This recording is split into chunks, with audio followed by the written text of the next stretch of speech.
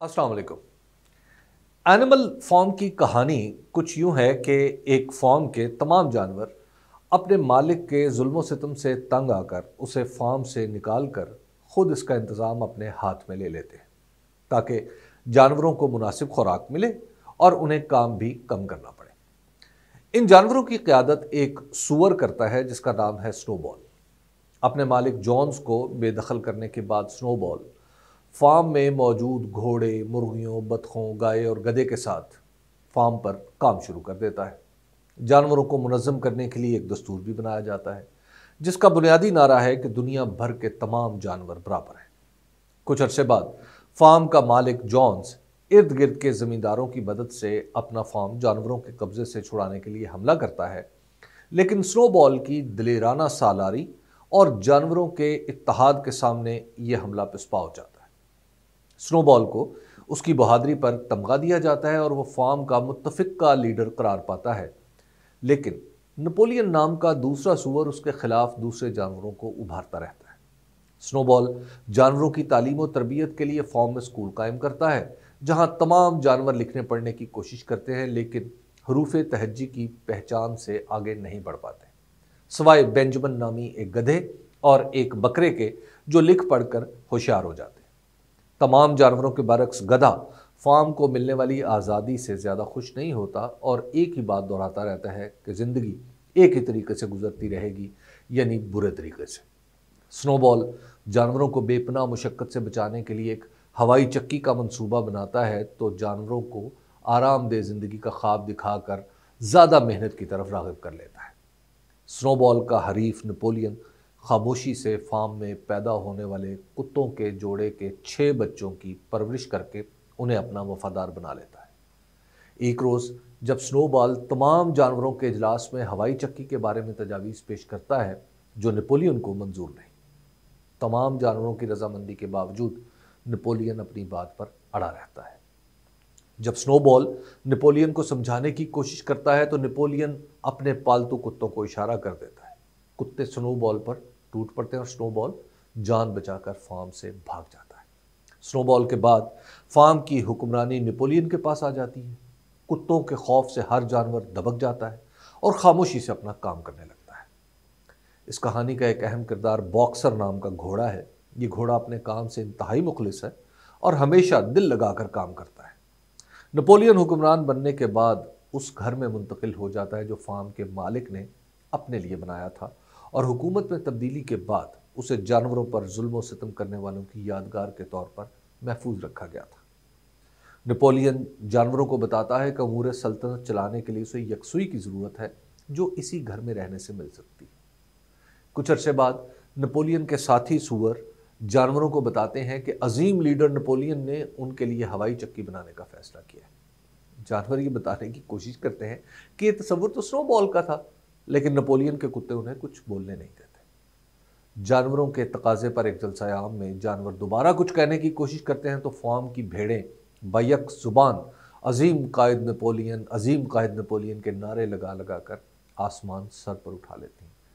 यूं जानवरों की बात दिल में ही रह जाती है और हवाई चक्की पर काम शुरू हो जाता है। बॉक्सर एक बार फिर अपनी कुव्वत से ज़्यादा काम करता है और तमाम जानवरों को भी काम करने पर माइल करता रहता है।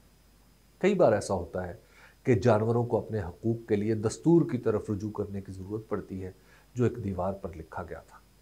अनपढ़ जानवर जब भी दस्तूर की कोई शिक नेपोलियन को याद दिलाते हैं तो उन्हें मालूम होता है कि तहरीरी शिक में तो वो बात ही नहीं थी जो उनके हकूक़ से मुतल्लिक थी। वो अपनी याददाश्त के भरोसे पर एहतजाज करते हैं, लेकिन जब भी दस्तूर पढ़ा जाता है उसका मतलब वही होता है जो नेपोलियन की मंशा हो। उन बेचारों को ये इल्म ही नहीं हो पाता कि सूअर गैर महसूस अंदाज में दस्तूर में कोई लफ्ज़ बढ़ा देते हैं या घटा देते हैं। फार्म की हुकूमत में तब्दीली से पहले मुर्गियों और गायों को यकीन दिलाया जाता है कि वो अपने अंडे और दूध अपने पास ही रख सकेंगी, लेकिन हवाई चक्की के तरक्याती मंसूबे के लिए सामान की फराहमी के लिए अंडे और दूध पर नेपोलियन का कब्ज़ा हो जाता है। गायों का जो दूध बचता है वो सूअरों की खुराक में शामिल हो जाता है। जानवर इस पर एहतजाज करते हैं कि दस्तूर के मुताबिक सारे जानवर बराबर हैं। इस पर जब दस्तूर पढ़ा जाता है तो उसमें लिखा होता है कि तमाम जानवर बराबर हैं, لیکن ان میں سے کچھ زیادہ برابر ہیں۔ سوروں کے بچوں کی تعلیم کا بہترین بندوبست ہوتا ہے، جبکہ دیگر جانوروں کی تعلیم کا سلسلہ ختم کر دیا جاتا ہے۔ ایک روز کچھ جانور نپولین سے بات کرنے کی کوشش کرتے ہیں تو ان پر کتے چھوڑ دیے جاتے ہیں۔ کتوں کے اس حملے کو باکسر گھوڑا اپنی دولتیوں سے روکتا ہے۔ کتے شکست کھا جاتے ہیں تو نپولین پینترا بدل کر انہیں ترقی کے نام پر متحد کرتا ہے۔ ترقیاتی کام کے لیے ان کی خوراک کم اور کام زیادہ کر دیا جاتا ہے۔ تمام جانور کمزور پڑنے لگتے ہیں اور سب سے زیادہ کام کرنے کی وجہ سے باکسر سب سے زیادہ کمزور ہو جاتا ہے۔ آخرکار باکسر کو ہسپتال بھیجنے کے لیے گاڑی فارم کے اندر لائی جاتی ہے، جس میں ڈال کر اسے باہر لے جایا جاتا ہے۔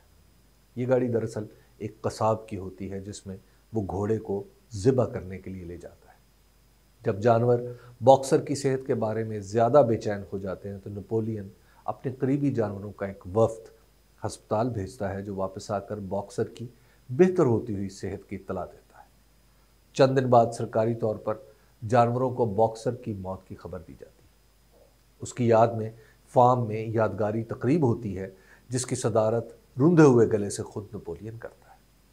جیسے ہی کوئی دوسرا جانور بولنے کی کوشش کرتا ہے، بھیڑیں عظیم قائد کے نعرے لگانے لگتی ہیں۔ نپولین کا دست راست سکیلر بھی ایک سور ہے، جو جانوروں کو بتاتا ہے کہ کس طرح سنو بال نے فارم میں لوٹ مار کا بازار گرم کر رکھا تھا۔ وہ یہ خبر بھی دیتا ہے کہ سنو بال دراصل انسانوں کا ایجنٹ تھا اور عظیم قائد نپولین نے اس کی سازش پکڑ لی تھی۔ فارم پر حملہ بھی سنو بال کی ہی سازش تھی، جسے عظیم قائد نے اپنی جان پر کھیل کر ناکام بنا دیا۔ شروع میں تو جانور سکیلر کے بتائے ہوئے واقعات کی تردید کرتے ہیں، کیونکہ یہ تمام واقعات انہوں نے اپنی آنکھوں سے دیکھے تھے۔ لیکن آہستہ آہستہ تمام جانوروں کو ان واقعات پر یقین آنے لگتا ہے جو سکیلر انہیں بتاتا ہے۔ سنو بال ایک غدار قرار پاتا ہے اور اسے تلاش کر کے عبرتناک سزا دینے کا بار بار اعلان بھی کیا جاتا ہے۔